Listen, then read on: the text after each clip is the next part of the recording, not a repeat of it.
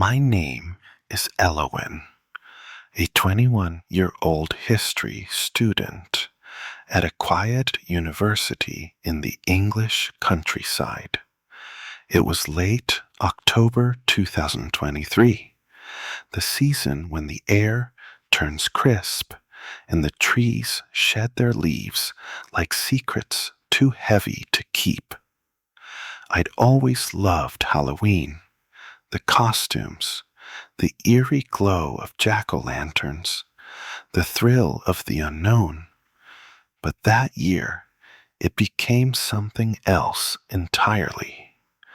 That night, at my best friend Maris's Halloween party, I walked into a nightmare I couldn't shake off. Maris had invited me to her family's old manor house on the outskirts of our little town, a creaky Victorian relic with warped wooden floors and windows that rattled in the wind. She'd been planning the party for weeks, promising a night of costumes, cider, and ghost stories by the fireplace. I spent hours getting ready, slipping into a crimson velvet dress I'd found at a thrift shop, its hem brushing my knees like a whisper. I pinned my dark hair up with a silver clasp shaped like a raven, feeling a flutter of excitement as I checked myself in the mirror. I wanted to look striking, to stand out among the crowd of friends and strangers Maris had gathered. Little did I know how much I'd regret that choice. The manor loomed against the twilight sky as I arrived, its silhouette jagged with ivy-covered turrets. Lanterns flickered along the gravel path, casting dancing shadows on the stone walls. Inside, the air buzzed with laughter and music, a mix of eerie violin notes and thumping bass. About 20 people milled around, their costumes ranging from classic witches to a guy in a patchy werewolf mask who kept spilling his drink.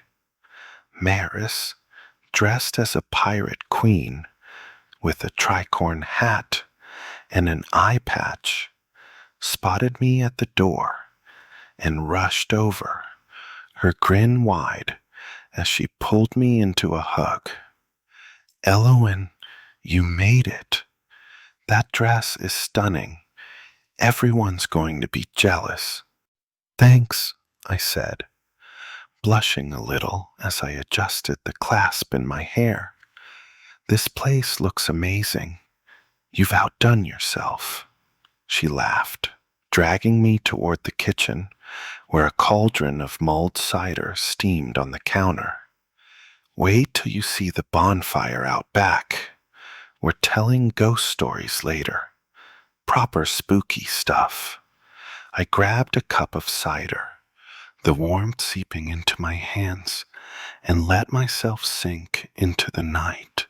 The chatter, the clink of glasses, the way the candlelight flickered off the old portraits on the walls. It felt like stepping into a gothic fairy tale. An hour in, I was swaying to the music near the fireplace, chatting with a girl named Thalia, who'd come as a forest nymph with green glitter dusting her cheeks. My phone buzzed in my pocket, and I fished it out, expecting a text from my flatmate asking how the party was going. Instead, the screen glowed with a message from an unknown number. "You look beautiful tonight." I frowned, my thumb hovering over the screen. It wasn't creepy yet, just odd. Maybe someone at the party had gotten my number from Maris and was playing a prank. I glanced around, scanning the faces lit by the firelight, but no one seemed to be watching me. Thalia nudged me, Everything okay? Yeah, I lied, slipping the phone back into my pocket. Just a weird text. Probably nothing. I forced a smile and kept dancing, the cider warming my chest. But a tiny seed of unease planted itself in my mind. 10 minutes later, my phone buzzed again. I pulled it out, my pulse quickening as I read. That red dress suits you perfectly. The raven in your hair is a nice touch. My breath caught in my throat. My hand flew to the silver clasp, fingers brushing the cold metal as if it could explain how someone knew about it. I spun around, eyes darting across the room. Maris was pouring drinks. Thalia was laughing with the werewolf guy, and a few others lingered near the staircase, but no one held a phone or stared at me, at least not that I could tell. The air felt heavier now, the music a distant hum against the pounding in my ears. I showed the message to Maris, my voice trembling. Look at this. Someone's watching me. Her eyes widened as she read it, her pirate hat tilting as she leaned closer. What the hell? Who sent this? I don't know, I whispered, clutching my phone like it might bite me. It's a random number. Maybe it's Jasper, she suggested, nodding toward a lanky guy in a skeleton costume, fiddling with the playlist. He's got a weird sense of humor. I shook my head. He doesn't have my number, does he? No, I didn't give it to anyone, she said, frowning. Let's text back. See who it is. With shaky fingers, I typed, "Who are you?" and hit send. The reply came almost instantly. You'll figure it out. Come find me. My stomach twisted into knots. Maris grabbed my arm, her nails digging in. This isn't funny anymore. Stay close to me, okay? I nodded, but my eyes kept scanning the room. There was a guy I didn't recognize, leaning against the wall near the back door, his face half hidden by a hooded cloak. He caught my gaze and smiled, a slow, crooked smile that sent a shiver racing down my spine. I nudged Maris. Who's that? She squinted. Oh, that's Dorian, friend of a friend. Quiet guy, but harmless, I think. Her tone wasn't convincing enough to calm me. Harmless or not, his stare lingered too long, and I couldn't shake the feeling that he was part of this. The night wore on, but I couldn't relax. Every laugh sounded too sharp, every shadow too deep. My phone stayed silent for a while, and I tried to convince myself it was just a dumb prank. Someone drunk and bored, messing with me. But then, as we gathered outside around the bonfire, the buzzing started again. I pulled it out, my hands trembling so badly I nearly dropped it. The screen lit up with a new message. You're even prettier by the firelight. Look behind you. My head whipped around, the cold night air stinging my cheeks. The bonfire crackled, casting wild shadows across the lawn, but no one stood out. Jasper was tossing twigs into the flames. Thalia was giggling with a guy in a ghost sheet, And Dorian was there, too, sipping a drink a few feet away. His hood was up, his eyes glinting in the fire's glow as they met mine. My chest tightened, and I stumbled back, nearly tripping over a log.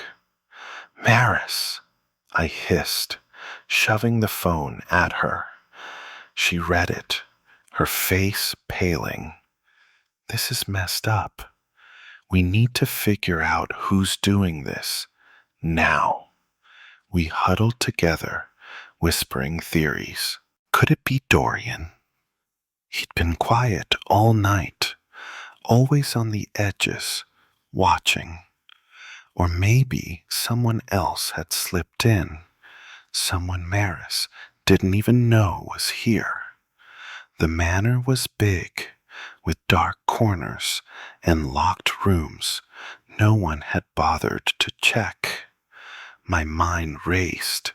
Every creak of the old house, every rustle in the bushes, felt like a threat. The party started winding down around midnight. People trickled out, their laughter fading into the night. I stayed close to Maris, too scared to be alone, but I couldn't stop checking my phone. As we cleaned up, stacking cups in the kitchen, it buzzed one last time. My heart sank as I opened it. "I'll see you again soon, Elowen. Sleep tight." I dropped the phone, the clatter echoing off the tiled floor. Maris rushed over, her eyes wide. "What? What is it?" "Look," I choked out, pointing at the screen. She read it, her hands flying to her mouth. "How does he know your name? I didn't tell anyone your full name." "I don't know," I said, tears prickling my eyes. "I don't know who this is. We called the police, but they couldn't do much with just a number and some creepy texts. They traced it to a burner phone, untrackable, and told me to change my locks and keep them updated if anything else happened.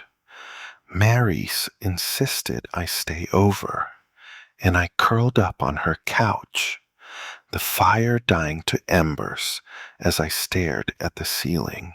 Every noise, the wind, the creak of the stairs, made me jump, my mind replaying that last message over and over. The next morning, I found something that turned my blood to ice. Tucked under the windshield wiper of my car, parked in Maris's driveway, was a single raven feather, black and glossy, identical to the clasp I'd worn in my hair. I hadn't taken it off during the party, but when I checked my reflection, it was gone. Someone had been close enough to take it, close enough to touch me, and I hadn't even noticed. Weeks passed, and the texts stopped, but the fear didn't. I started seeing things, shadows moving too fast outside my flat, a figure lingering at the edge of campus late at night. Once, I swear I saw Dorian in town, standing across the street, that same crooked smile on his face before he vanished into the crowd.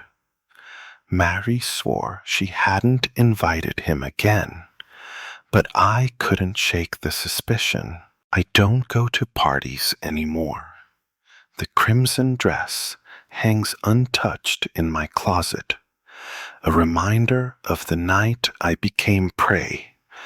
I don't know who was behind those messages or what they wanted, but every time my phone buzzes with an unknown number, My heart stops, and I hear that whisper in my mind. I'll see you again soon.